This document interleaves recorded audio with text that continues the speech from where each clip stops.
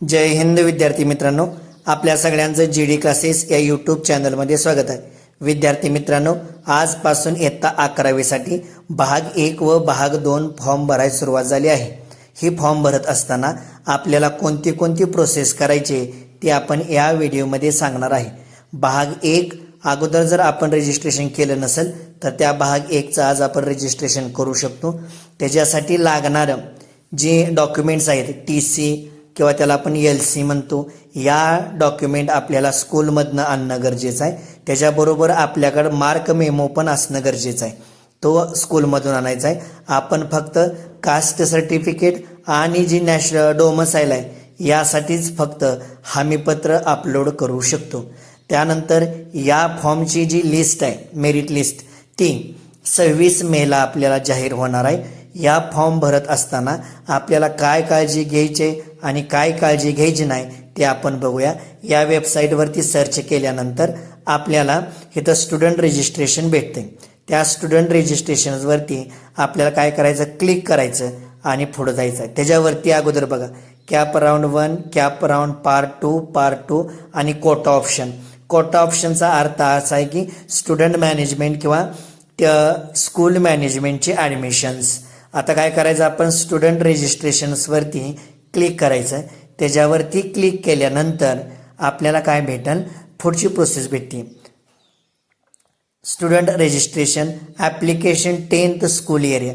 आता 10th मध्ये तुम्ही कसं आहे, फ्रेशर आहो का रिपीटर आहे का प्रिव्हियसली पास्ड आहे.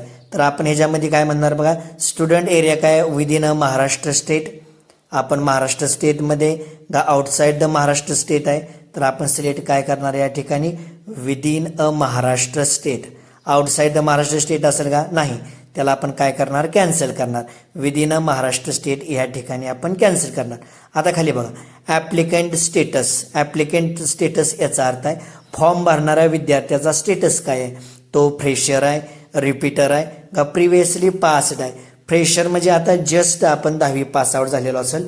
रिपीटर म्हणजे आपण एखाद्या वेळेस काय केलं असेल, लास्ट इयरला पास झाला असेल आणि जुलैला किंवा मार्चला पास आउट झाला असेल तर त्याला रिपीटर म्हणायचं. आपण काय करणार, फ्रेशरवरती क्लिक करणार. फ्रेशर आपलं सुरुवातीला क्लिक होईल. त्यानंतर 10th standard form equivalent examination board. आता 10th मध्ये आपलं कुठलं एक्झाम बोर्ड होतं, SSC होतं, CBSE होतं, CISE होतं, ICSE होतं, IB होतं, IGCSE होतं, कोणतं होतं, तर आपलं जे बोर्ड आहे ते कुठलं आहे, स्टेट बोर्ड, याचा अर्थ SSC. जर तुम्ही CBSE बोर्डमधून असाल तर तुम्हाला त्या ठिकाणी काय मेन्शन करावं लागेल, CBSE बोर्ड मेन्शन करावं लागेल. आपण या ठिकाणी SSC बोर्ड मेन्शन केले. त्यानंतर विद्यार्थी मित्रांनो, 10th standard of equivalent examination details, 10वीच्या एक्झामिनेशन डिटेल्स आपण फिल करायचं आहे. सुरुवातीला सीट नंबर, तुमचा जे हॉल तिकीटवरती सीट नंबर होता किंवा आता तुमच्या मार्क लिस्टवरती सीट नंबर आलाय, तो सीट नंबर अपलोड करायचा. मंथ ऑफ एक्झामिनेशन, कोणत्या मंथमध्ये एक्झामिनेशन झाली तर त्याला आपण फेब्रुवारी, मार्च किंवा मार्च म्हणून टाकलंय. इयर ऑफ एक्झामिनेशन काय असेल, तर इयर ऑफ एक्झामिनेशन ही 2026 असेल. Name of the applicant, first name, middle name आणि लास्ट नेम असं आपण अपलोड करायचं.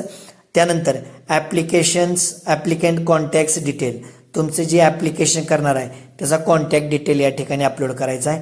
Email ID, mobile number, security question details. For example security question पण आहेत, सिक्युरिटी क्वेश्चन ॲन्सर. आता सिक्युरिटी क्वेश्चनचा अर्थ काय, एखाद्या वेळेस आपला पासवर्ड हरवला असेल तर त्याच्यामध्ये काय प्रश्न विचारलेला असतात, त्या प्रश्नांची आपल्याला उत्तरं द्यावी लागते. ती त्याच्यामधलं प्रश्न कुठला आहे तर आपण बघू, सिक्युरिटी क्वेश्चन्स. त्या सिक्युरिटी क्वेश्चनमध्ये गेल्यानंतर आपल्याला बरेच काही प्रश्न दिसतील, आलेत बघा या ठिकाणी. Who is your best friend, which is your favourite game, which is your favourite movie, who is your favourite teacher. या क्वेश्चनचे आपण ॲन्सरिंग खाली दिले, सिक्युरिटी क्वेश्चन ॲन्सर. वरती जी सिक्युरिटी क्वेश्चन आहेत त्याला खाली सिक्युरिटी क्वेश्चन ID द्यायचा. त्यानंतर कन्फर्म पासवर्ड करायचा. त्यानंतर इंटर कॅप्चा करणं गरजेचं आहे. इंटर कॅप्चा केल्यानंतर रजिस्टर करायचं. रजिस्टर केल्यानंतर हा फॉर्म काय होईल, भाग 1 हा सबमिट होईल.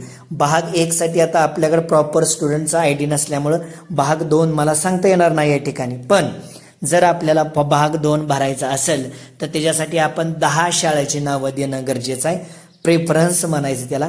एखाद्या महाविद्यालयाचा आपण प्रेफरन्स देत असताना सुरुवातीला कुठलं महाविद्यालय द्यायचं आणि शेवटी कुठलं महाविद्यालय द्यायचं याचा जरा प्रॉपरली अभ्यास करा. आपल्या पर्सेंटेजनुसार स्कूल द्यायची येते, जेणेकरून आपल्याला ज्या स्कूलमध्ये ॲडमिशन घ्यायचं आहे त्या स्कूलमध्ये तुम्हाला ॲडमिशन होईल. व्हिडिओ आवडला तर लाईक करा.